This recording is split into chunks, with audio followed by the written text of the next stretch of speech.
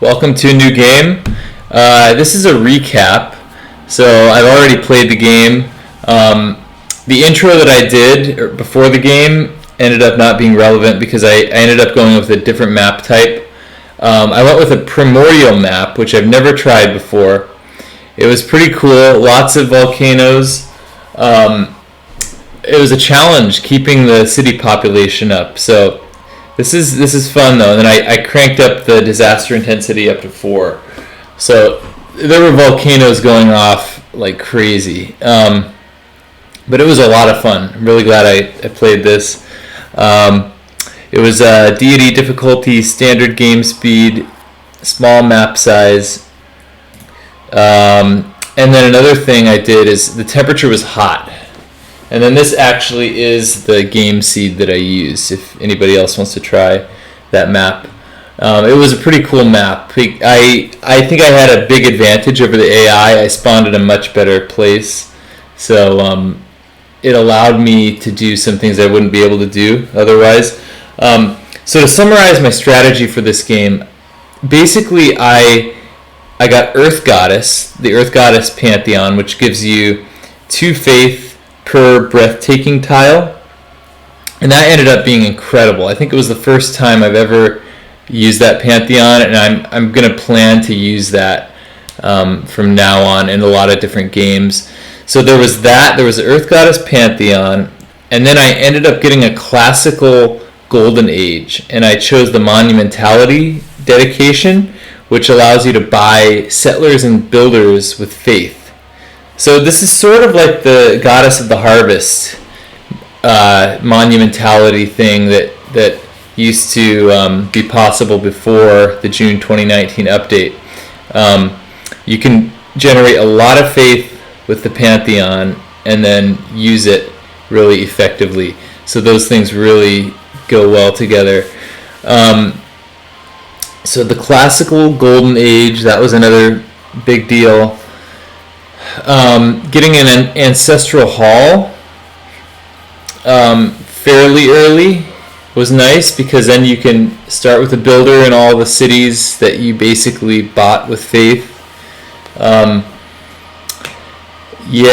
then from there it was basically just building a lot of Sphinxes. That's another thing with Egypt is they have the Sphinx, which boosts tile appeal by 2.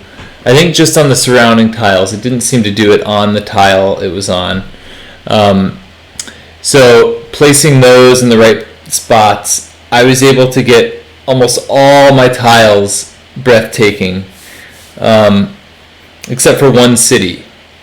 And there was a special reason for that. I won't go into detail, but it was pretty cool. So I had a lot of faith from Earth Goddess, and it was thanks to the Sphinx. Got a lot of wonders. I've never built as many wonders, and I like Egypt because you get the 15% production toward districts and wonders if placed next to a river. So that was cool, and that's the whole game. I know the other big civilization for wonders is China, but I think their boost is only in the ancient and classical era, or at least only ancient and classical wonders. This one is the whole game. So, I mean, I still think China is probably the best for wonders, but this is a pretty good civ for wonders as well. This was actually a nice bonus too. Egypt is immune to flood damage. So farms, they don't get pillaged. It's really nice, and you get those extra yields from the floods. So that was pretty cool. So that was basically it. It was Earth Goddess, classical monumentality, Golden Age, wonders, Sphinxes.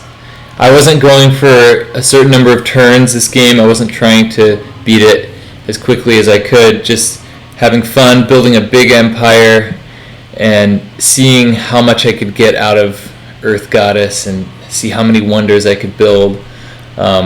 I think this is kind of more of a fun way to play in general. I think going for the quick victories, at least for me, going for the quick victories is fun now and then, but not all the time. It gets a little old. So I like playing like this.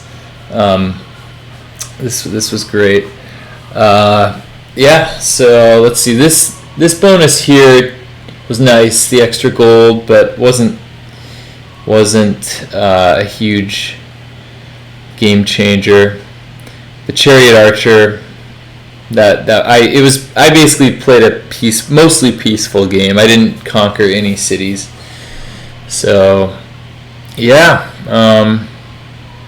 these are the settings.